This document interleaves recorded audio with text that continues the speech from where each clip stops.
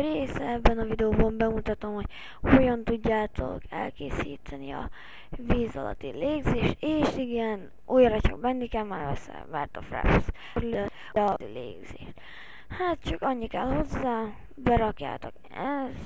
berakjátok 3 vizes palackot, azután berakjátok a alvilági bírcsókot, utána meg a gömbhalat berakjátok, és ebből lesz a víz alatti légzés. Hogyha jobbat szeretnétek, akkor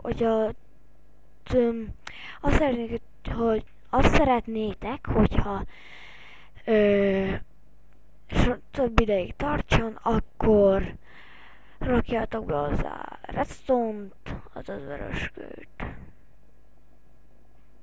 Tüskék 3 vét, talán 1 láng, 1, ütés 2, erő 5, átlag és 2, élesség 5.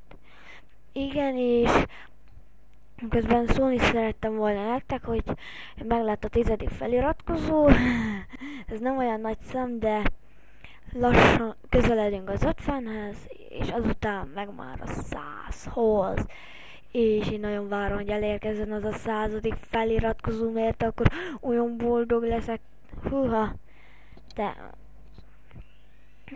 a következő videóban a regenerációs italát fogom bemutatni, és a erőpotit, ami lassan várható, és igen, mindjárt itt a suli kész is lett, közben 8 perces lett.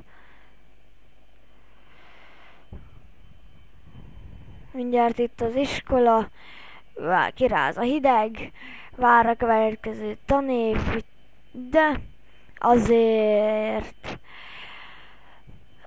akkor is lesz jó kis olyan videó, mint most mondjuk volt olyan sok nyári szünetben, de úgy kb. Egy héten egyszer-kétszer felrakok videókat, hogyha meg nem, mert nekem most ebben a tanévben majd nagyon meg kell húzni magamat, nagyon bele kell húzni, úgyhogy na de mindegy, szóval én elfoltam, bocsánatot kérek a lagért, újra csak Bandicam-mel vettem, mert nem találtam meg a Frapsnek az egyik ikonját, úgyhogy én elfoltam, bocsánat a lagért.